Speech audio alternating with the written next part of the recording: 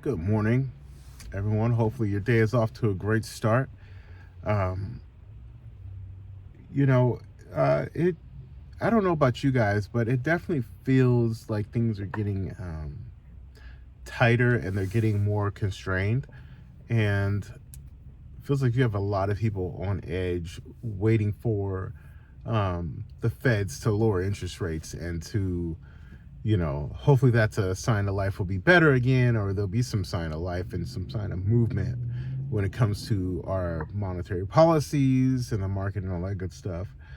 Um, I'm not an economist or anything like that. I'm someone who works in real estate and, not an expert guy sitting in his truck before work wanting to talk about, you know, real estate content and investing and all that good stuff. And I've noticed like it's just from a anecdotal, like talking and everything. One, people are very dissatisfied right now with the state of things and even their jobs and scare. Everyone's working from fear, um, from their employment and grocery prices, gas, all those things, and they say things are starting to come down. I just don't think that it's come down to a point to where we can all feel some sign of relief. It's still kind of like, I don't know. This is a weird time and a weird feeling. I don't know about you guys, but I'm definitely feeling it. And it's been one of those things that I find it so bizarre. Uh, like I remember '08, and we knew exactly where that was, and we could pinpoint it. Like there was a housing crisis, and we didn't know it then, but give it some time. It was pretty early on. We saw it, and there was a lot of people that saw that wave coming before it actually ended up hitting. Um, Please don't forget to like, subscribe, and comment. I always forget to. Well, I try to do a better job of saying that. Anyway, seeing that wave coming. So I don't know. This feels just completely different, and I know that anytime that you know, uh, you can the feds anytime they print 2 years into, or you print 10 years worth of growth in 2 years, that's definitely not a recipe for success. I mean, we all kind of, I won't say we all, but most people around 2019 felt like there was a change happening and we were headed for something. Everyone, I remember the conversations, even with realtor and all that stuff. There was the pullback happening, right? That slight pullback, and then COVID happened, and then after 2020, it just kind of reset everything. And I heard, what was it? I don't remember. The Diary of a CEO. I saw some clip that was going around, and he was talking about how one of his guests were referring to the economy and where we're at as a whole. They're shrinking the lifeboats so that less people are able to get on. So it's not like you can't succeed or you can't achieve it. It's just the number of seats on the safety boat are less available, or they've taken it down in size. And to me, that really landed, because I looked at that and like, oh my God, that's exactly what I'm feeling. It's like if we're all on the Titanic and the you have a number of lifeboats that should accommodate everyone, but not anymore. So we have the same size ship, if you will, and probably even more people, but less safety boats. I don't. I'm not trying to alarm anyone. I am trying to alarm people, but I'm not trying to scare anyone. I think that's the big distinction there. I want to try and look at this.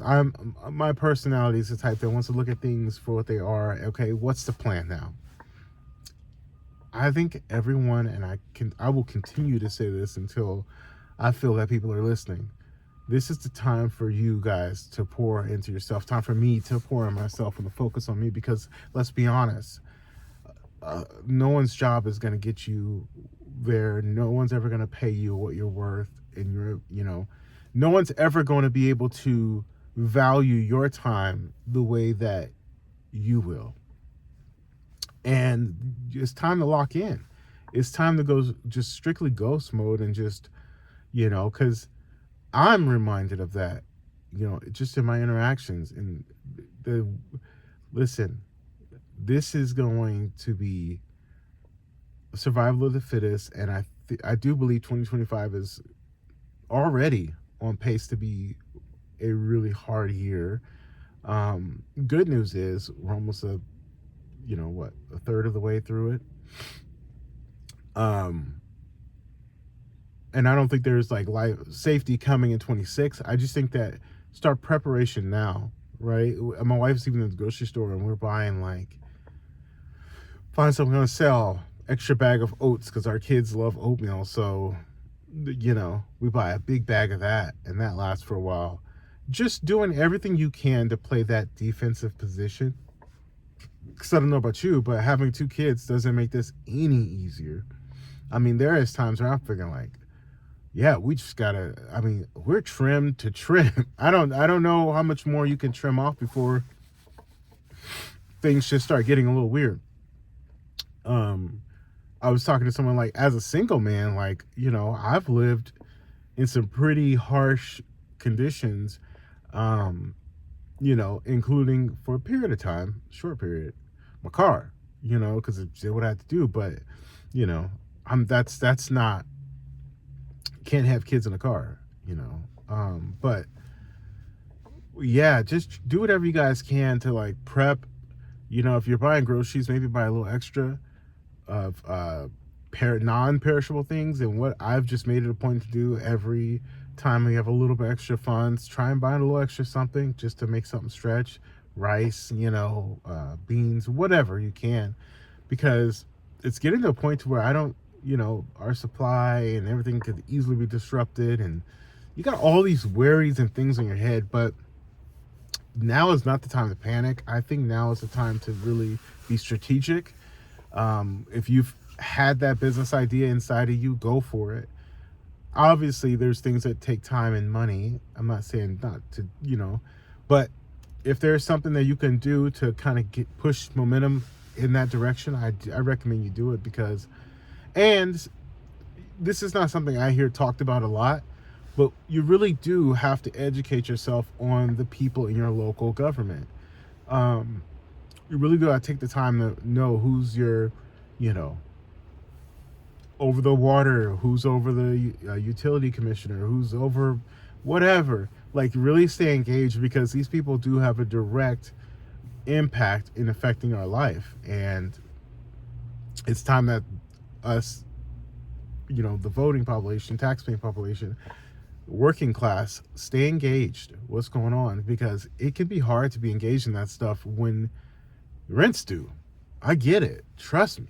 I always tell my wife the first 2 weeks of the month are the worst 2 weeks to, don't ask for anything unless we really need it, but I think we're all kind of in that space to where we're trying to just survive and make sure we have room to get on the lifeboat. So it's not that you can't get wealthy or succeed anymore.